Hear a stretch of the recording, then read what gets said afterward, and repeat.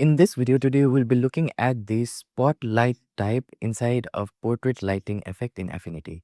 So before starting, if you haven't subscribed to our channel yet, please hit the subscribe button for more helpful tips and tricks related to Affinity. And if you want to follow along with this tutorial, please find the link for the image in the description.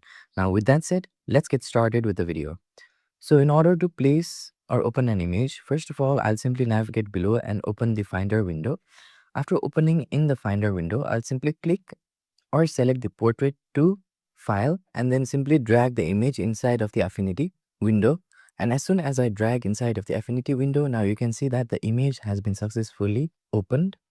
And the next thing you can also notice that is our studio has been swapped or switched from Pixel Studio mode to Canva AI. Now, this particular feature that we are implementing or using is entirely based on the Canva AI feature. And if you want to use this feature, you can go ahead and subscribe to the Canva AI plans to use this feature. And now, as you can see that we have a portrait image right here, I'll simply navigate to the left and select our portrait lighting tool, which is a tool that I'll be implementing right here. And as soon as I have clicked on the portrait lighting tool, now you can see that we have the portrait lighting box appeared on the right with different settings. So the first thing that I'll be doing is I'll be changing the type from point light to spotlight. So in my previous video, I've already shown how the point light type works. And in this video, I'll be extensively working on the spotlight type. So if you want to check out that video, then please find the link on the top right corner of this particular video or in the description. Now, after we have changed the type to spotlight, the next thing that we can do is first of all, manually control our portrait light tool that you can see here on top of the canvas. So we can simply click on the center point of origin in order to reposition it, or we can simply click on this particular point outside of this particular circle in order to change or adjust the radius like so. Or we can simply click on this particular point at the end of the line to simply set the angle of our light that we want it to be. So this is all we can do manually. Now let's adjust the radius of our light source, which is indicated by this particular tool that you see on top of the canvas. And now let's increase the radius from the portrait lighting box. So we'll simply increase the radius like so all the way to 100%. And as you can see here, when we drag the slider all the way to 100%, our light source is only limited to this particular diameter altogether. However, we can increase it further as well by simply clicking on this particular point and dragging it all the way to the right as we like it. So you can see that we can drag all the way to the right of this light source. Now, after we are satisfied, we can again go ahead and then change the position by simply clicking on the center point of origin and then dragging it like so. So for this, I'll simply set the point to somewhere at maybe here. And after setting the point, I'll simply decrease the radius first. And then now, the next thing that we can also do with this particular radius point is to change the direction. We can simply click and drag our mouse all the way to the opposite direction to change the direction. So we want to apply the light to this particular area of our image. So I'll simply adjust the position again like so. And then we can simply adjust the radius again of the circle manually. So I think we should simply click on the center point of origin and place it somewhere at the top. And then again, adjust the direction as well as the radius in parallel accordingly.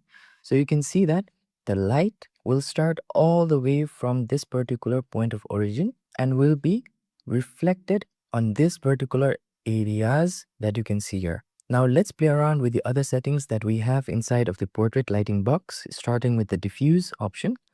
So diffuse option simply allows us to control the intensity. So if we simply click and drag like so, now you can see that there was a subtle change. So in order to observe or analyze or see those changes much more clearly, we'll simply first of all decrease the ambient value a little bit like so. So I'll set it to somewhere at 92% for now in order to clearly see the impact of the light source or the impact of the lighting that is being applied to our portrait. So now I'll simply click on this particular diffuse slider and adjust it like so. And now you can see clearly that the light is being applied on top of our portrait like so. We can see again, simply click on the center point of the origin and adjust it like so as per our preference in order to clearly apply those light source in the facial feature where we want to have the light reflected on. Now the next settings we have is the specular settings. If we increase the specular settings all the way to the right, you can see that the light is being concentrated to only few areas such as the nose right here. So you can simply decrease the specular settings like so to somewhere at maybe a minimum of 15%.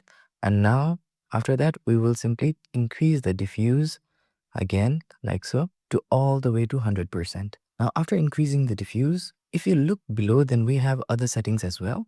So right now, this particular value of 1 indicates that we only have one light source. So we can add multiple light source as per our preference. So if we click on this particular option, you can see that one is being checked. That means we only have one light source, which is currently being active or currently being selected. Similarly, we can make different copies of the light source like so by simply clicking on the copy button. And if we want to remove that light source, we can simply click on the remove button right here. And similarly, we can also add multiple light sources by simply clicking on the add button. So now you can see that it has added a new light source right here. So we'll use that for later. And now we'll simply remove that new light source. And after removing that new light source, now our light source 1 is again selected. Now the next option that we also have is the color option. So we can also select any color that we want in order to be the color of the light that is being reflected. So we don't want to assign any color for now. So I'll simply click outside in order to get rid of the color wheel box. And the next settings that we have now is the distance settings and strength settings. So let's first of all control or increase the strength of the light first. So I'll simply click and drag the slider like so in order to increase the strength or intensity of our light. And I'll set the value to 82% for this. And next, now we'll simply adjust the distance slider in order to control the distance of the light source or the distance of the light being reflected on the facial elements. So now I'll simply click and drag the distance like so. Now you can see that the distance is adjusted on the face as well as the facial elements of our subject accordingly. So you can clearly notice that when I decrease or adjust the slider all the way to the left, then the distance of the light source will go much more far away or move far away. And if we simply click on this particular distance slider and move it all the way to the right, now you can see that the distance is starting to close up to our portrait. So now I think the value of 88% is fine for now. So I'll simply leave the distance to 88% for now. And similarly, as our distance is okay for now, we can simply again play around with other settings such as diffuse and specular. So we can simply click and drag the diffuse settings like so. And now you can see that it is slowly decreasing the intensity of the light source as well as the areas covered by the light that is being reflected on the facial features of our subject. Similarly, we can also control the specular slider again in order to intensify the light so that it will be much more naturally reflected on the facial feature of our subject. Now you can see that I've set the specular value of 53%, which is fine for now. If you want, you can also change the color as well for the specular in order to blend the color of the light well with the skin tones of our subject. However, I'll leave as it is for now. And now we can check the before and after by simply navigating below and clicking on this particular option of split view. And on the right, you can see that we have before, and on the left, you can see that we have after. So this was the before, where everything was very much consistent, including the light source. And this is the after, where there is now a proper dimension being applied as a result of the light source that is being reflected on the front facial feature of our subject. So now in order to get rid of this before and after, we can simply click on this particular icon. And the next thing that we can also do now is add a new light source. And to add a new light source, we'll simply click on this particular add button. Now you can see that a new light source has been added. We'll simply click and drag the light source like so. This time I want to apply the light source to this particular portion behind our subject as well, so that the light source or the light being applied would be much more well aligned from top to bottom. So now for that, first of all, let's position our light source somewhere right here. And next we'll simply click on this particular radius option. And then first of all, increase the radius as well. And the next important thing that we'll be doing now is simply select the type of light source and change it to spotlight. And now after changing it to spotlight, I'll simply first of all reposition our portrait lighting settings box to the top, and then simply click on the radius point like so, and then readjust it again so that the light will be impacting only on the back side of our subject, making it consistent across the overall image. So now I'll simply click and reposition it again like so, and then change the direction of our light that is being applied to somewhere right here.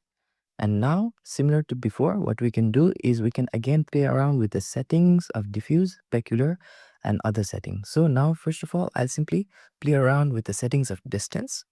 So I'll be changing the slider of distance in order to play around the settings of distance like so. So I think now the light is being applied in this particular area or portion of our subject. And next thing that I'll be doing is increasing the strength like so as well. So I'll set the strength value all the way to 100%.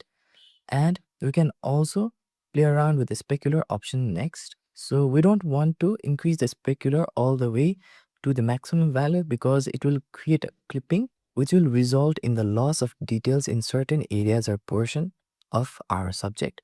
So I want a sweet spot to apply the specular settings. So I think this is okay, which is 32% of value for specular. And the next thing now we can do is control the diffuse as well. So I think a diffuse value of maybe 82% would be fine for now, which is only applying a subtle amount of light or lighting effect to the right side of our portrait or subject. So now after we are satisfied, what we can also try is to make a copy of the existing light source. So in order to make the copy of existing light source, we can simply click on the copy button. And now you can see that it has applied the light copy of a light source, which has intensified our lighting effect on the backside of our subject. So we can again click and reposition the light source like so. And after we're satisfied, we can simply now click on the apply button on our portrait lighting box. So now I think it is looking much more natural. Now I'll switch back to our Pixel Studio mode again and then open our Finder window again. And from the Finder window, I'll similarly click and drag and open the existing or original image inside of our Affinities UI. Now I'll simply align the original image at the center both horizontally and vertically by using the align tool from the top. And now let's check the before and after. So this was the original image, which is our image before we have applied the light source or portrait lighting effect. And this is the after image. Now you can see how natural things are looking now after applying the portrait lighting effect to our subject. So if you find this video helpful and informative, please click on the like button. And for more helpful tips and tricks related to Affinity, hit the subscribe button. Thank you for watching this video and see you on the next video.